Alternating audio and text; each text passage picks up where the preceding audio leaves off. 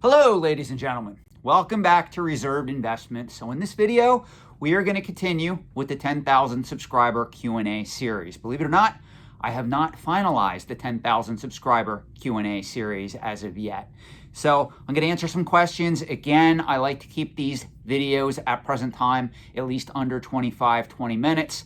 I know some of you are split. Some of you tell me that you like the long format videos better. If you go back a couple of months on this channel, you are going to see videos that were 30, 40, 50 minutes long in some cases. I have decided to make that change going forward because people were reaching out to me telling me that my Q&A sessions were getting very, very long and very, very in-depth. So without further ado, we're going to get right into the questions, but just so that you guys know what to expect as to the length of a lot of these videos going forward.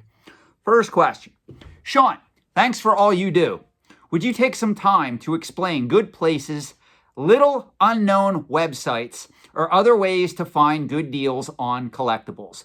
Thank you so much for your insight. Okay, there's good news and there's bad news to this particular question. First, I'm going to cover the bad news.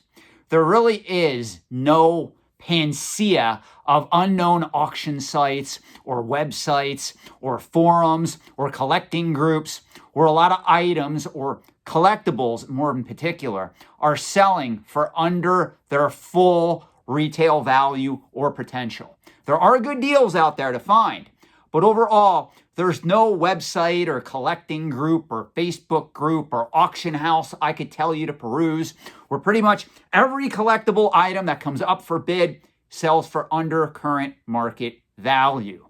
Again, there's good deals to be had, but you have to know how to find them.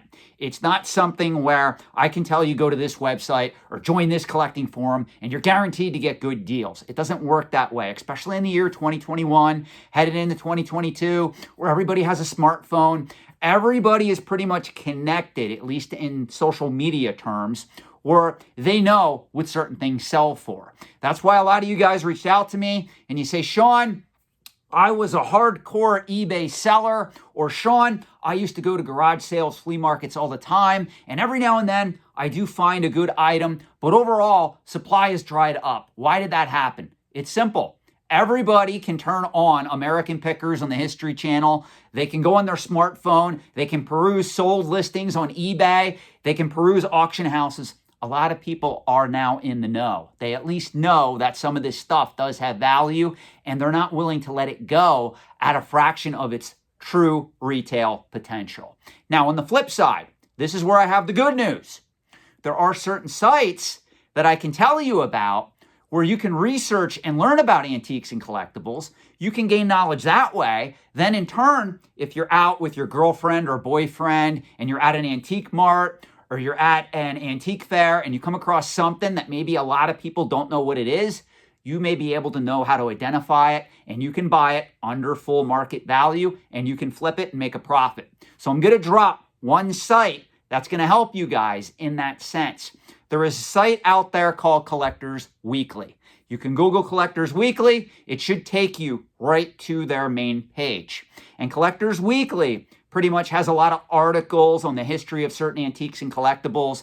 But the gem information is you can search by antique and collectible category. It even has a search bar at the top. So even if you want to search for Magic the Gathering, Pokemon, rare coins, vintage advertising, traditional antiques, whatever it is, you can find it on Collectors Weekly. And I'm not going to spoil how best to utilize that site because I do have a video planned on that sometime in the future. Now, the bad news is, going back to the bad news, it's probably going to take me 3 to 6 months to get to that video. But in the interim, feel free to go to www.collectorsweekly.com, peruse that site. You may learn some things.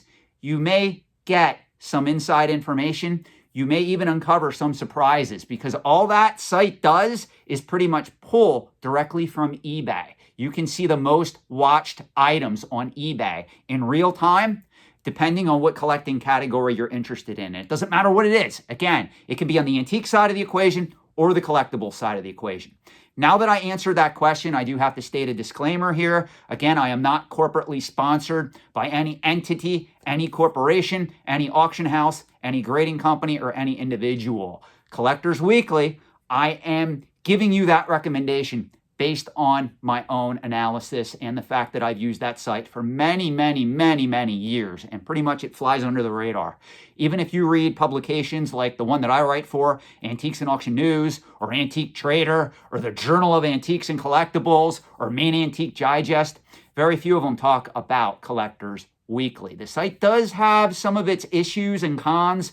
We'll get to that when we do the video where I talk about sites you should be using to learn about and researching antiques and collectibles. Great question. Let's go on to the next one. Sean, what do you think of the future of mobile phone collecting? Last year, I bought a Samsung, I don't even know what this is, SPH-N270, because I think there will be hype when the new Matrix movie will be released at the end of this year. Only 1,500 were made of this model. I honestly do not like speculating on technology. Like, I know out there's people that will buy an iPhone and they'll keep it factory sealed and then hope that as time goes on, the iPhone increases in value. I think that's 100% ridiculous because, again, any of those type of collectibles, that's a very, very niche market. For instance, for those of you guys that think that I'm biased, if you look at the amount of people that collect Pokemon cards versus the people that collect factory sealed iPhones, you're going to see that there's more opportunity, obviously, in Pokemon cards. So why would you go to the market and buy an item like this, keep it factory sealed where you can't even use it, simply because you think maybe in 10, 20 years' time, that particular item will have a collectible following? Again, I think that's utterly ridiculous, but you do you. Now, what I will tell you is, with this particular item, and again, I don't know anything about this particular phone. I am actually an Apple guy, so pretty much I use MacBook Pros, Apple Watches, iPhones, the whole shebang, iPads, and the like. But what I will tell you is, if they only made 1,500 of these, it's possible that you could get this item and you could flip it immediately on the secondary market for a profit. Now, I know some of you hate that practice out there. I did a whole video on that, scalping versus reselling. I still get hate mail and praise from that video to this very day. I will tell you that. So if that's your goal, where you want to do a short-term flip or a short-term spec on something like this, I have nothing against that. But I really think that some of the people are really taking this concept to the extreme. Like, I do know somebody out there that emailed me, and he has been buying iPads, every version that comes out, and he literally keeps one factory seal because he thinks 40, 50 years from now, hell, maybe even 20 years from now, someone's going to want to pay a premium for a factory sealed iPad. And my advice to you, if you're doing that, I would tell you to figure out what the gains could potentially be at 7% per year compounded. Because if you took that $400, $500 and you put it in an S&P 500 index fund, that's pretty much what you're giving up just to buy an iPad and keep it factory sealed and put it on a shelf somewhere, hoping that it accrues in value. So I'm just saying, from somebody educated in finance, this is not a direction that I would go. But if you have the means, you have the money, and you just want to have fun with it, and that's what you want to do, go and do it. Just understand the opportunity cost to your actions. This is a very expensive course of action when you figure out compound interest, when you figure out the time value of money, in my opinion. Even if that particular item sells 10, 20 years from now for a couple grand, it did not appreciate enough, in my opinion, to take that particular risk. It's just my assessment. Next question. Sean, congrats on 10,000 subscribers. Thank you. My question is, how do you feel about the specific NFTs known as CryptoPunks? Very limited number, the very first collectible in that market, and super hot. Would you buy, sell, or hold? Okay, for the record, I've done videos on this. I am not a fan at present time of NFTs, non-fungible tokens, and I am also not a fan of investing long-term in cryptocurrency at present time. So right there should tell you everything that you need to know. Now, you are stating, what do I think of this market? Over the short term, if you can get in, you can make money in it, and you can get out, by all means, you do you. Is this something that I would get into? No, I am not expanding into NFTs at present time. I am not a huge fan of it. It really makes me feel like we're back in the 90s with a lot of this speculative items like Beanie Babies or .com stocks or a lot of unproven collectibles and asset classes that people chose to put their money into. And then we're surprised when these asset classes went belly up. Like, how did this happen? Well, my friend, eToys, Pets.com, yeah, they were sold on the stock exchange, but they had no earnings. I've said this before. It just so happens that back in the 90s, the late 90s, early 2000s, it was a thing where if you added .com to your company and you actually had an internet presence, your value of your corporation was suddenly valued at millions upon millions, in some cases tens of millions to hundreds of millions of dollars more than what it normally would be. It was crazy. It's just like what we're seeing right now with cryptocurrency. There are literally hundreds, if not thousands, of different cryptocurrencies out there on the market to speculate in and invest in. Obviously, Bitcoin is one of the most prominent names in cryptocurrency. I honestly do not like Bitcoin over the long term either because it is not energy efficient. I really think at some point another cryptocurrency is going to come out and it's going to knock Bitcoin from its top spot. People are going to gradually fluctuate to that, and Bitcoin's going to eventually tank. And that's what I try to tell a lot of you people that are investing in these type of asset classes. They are too speculative. You guys know how I feel about speculative collectibles, speculative assets. They're good for short-term flips as long as you don't get cocky, as long as you don't get egotistical and think that you're a god simply because you bought Bitcoin at $15,000 a coin and now or whenever it's up to $60,000. If that happens, you should sell, take the money and rejoice, and don't think that you're a genius. In most cases, you just got lucky. It's okay to profit off of luck, but don't keep making the same mistake thinking that that particular asset class is going to keep climbing in value exponentially. And I've said this before. There's a lot of people that are doing crazy stuff right now with NFTs, with speculative collectibles. Look at Marvel trading cards, for crying out loud. Look at some of the vintage toys from the 1980s and 90s that are now selling at a premium. And I tell people, cash out.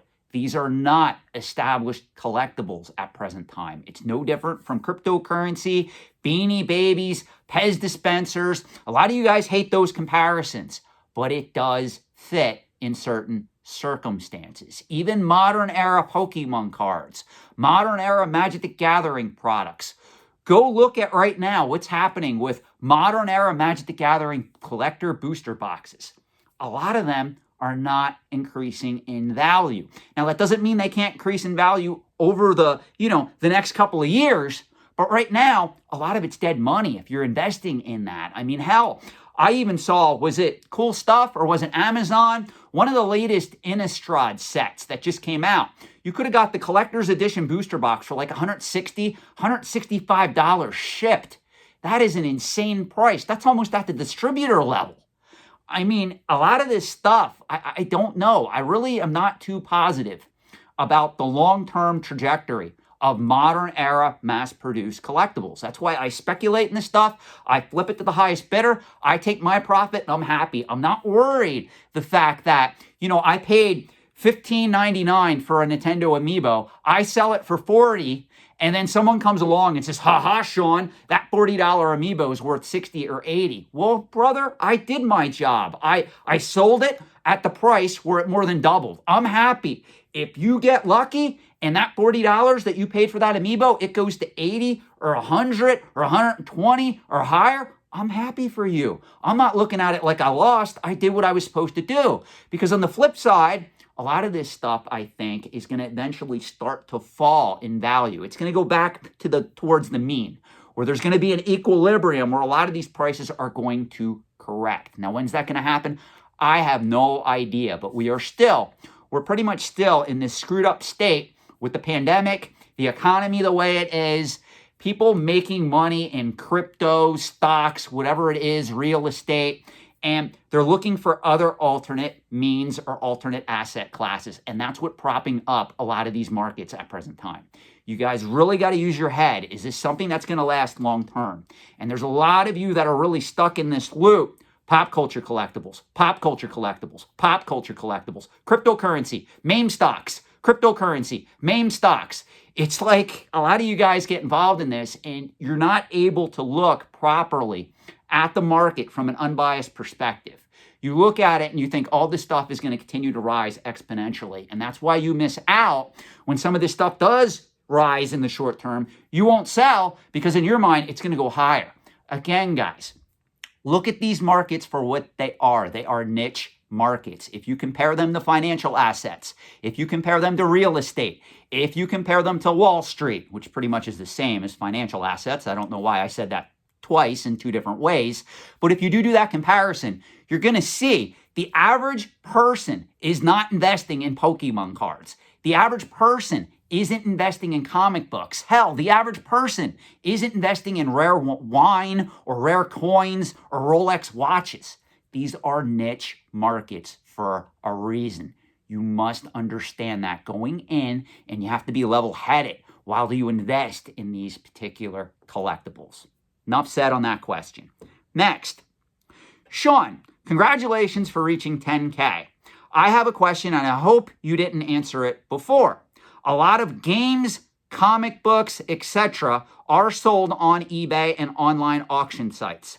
If they were graded at some point, but not kept in safe conditions, and someone buys them, are there any ways to get your money back? On eBay, yes, it's very easy. Just open up a dispute and say, hey, I got this AFA graded 85 action figure that doesn't mention any yellowing in the AFA grading label. I'm looking at it and the whole bubble is yellowed. So yes, you can open up a dispute online. If you go through a professional auction house, whether it be Morphe's, Hakes, Heritage, Comic Link, Certified Link, any of those type of places, usually they have good customer service where if you reach out to them and you have a good track history with them, you're not a scammer, and you tell them, hey, I bought this particular item, this is what I've noticed, either the case is cracked, this is damaged, if I send this into the grading company for review and they tell me it's going to come back at a lower grade, will you return the item? Most of those companies are quite honest in that regard. Now, obviously, I cannot speak for all of them. I do know certain companies out there, like if you have a CGC graded comic book and you bought it, you bid it on it fair and square, it says 9.4 on the label, you get it, there's no damage to the case. If you contact the auction company or even the dealer in question and you tell them, hey, I don't think this is a 9.4, most of those companies do have a no refund policy, meaning they don't want you to crack it open, they don't want you to prove your argument, because in their eyes, it was graded 9.4, there's no damage to the case, therefore you bid it on it square and fair and square, and it's now yours. So it just depends on who you're dealing with. I will tell you, a lot of the stuff that certain individuals out there are bidding on, whether we look at AFA graded action figures, toys, play sets, even graded video games, dare I say it, over time, those particular items were not meant to be contained in a plastic slab. You also have the fact that there's a lot of people out there that seem to think that just because something is third-party graded, therefore it is automatically protected from all the elements, whether it be UV light, whether it be moisture, whether it be severe humidity, whether it be the fact that, hey, I dropped it and the corner got damaged. Well, it's graded. The case only cracked a little bit. Therefore, I can flip it onto the market and still get top dollar. I keep telling people, just because something is encased in plastic doesn't mean it can't deteriorate in the holder. And that's why I tell you guys, certain collecting categories are better to go after over the long term than others. That's why I routinely recommend, if you are going to invest in graded or even non-graded vintage toys, action figures, and play sets, you need to understand that there's a very good chance that those items are going to deteriorate even in the best of conditions. And I have a lot of collectors, a lot of investors, even some dealers that come to me and they will say, look at this. I had these 5 vintage graded Star Wars figures sitting in a climate-controlled room, and I went back to check on them, and 2 of them, the bubbles are yellowing, and the one has frost developing on the action figure themselves. What can I do about this, Sean? And I have to tell them, I'm sorry, you're going to take a massive loss when you go to sell them, because no honest auctioneer is going to take an item like that, even if the AFA grading label doesn't say why for yellowing. That's how they indicate a yellow bubble when they grade it. If that goes to auction, they photograph that properly. Even me, if I'm going to bid on something like that, I'm looking very closely at the pictures to see, is there any deterioration?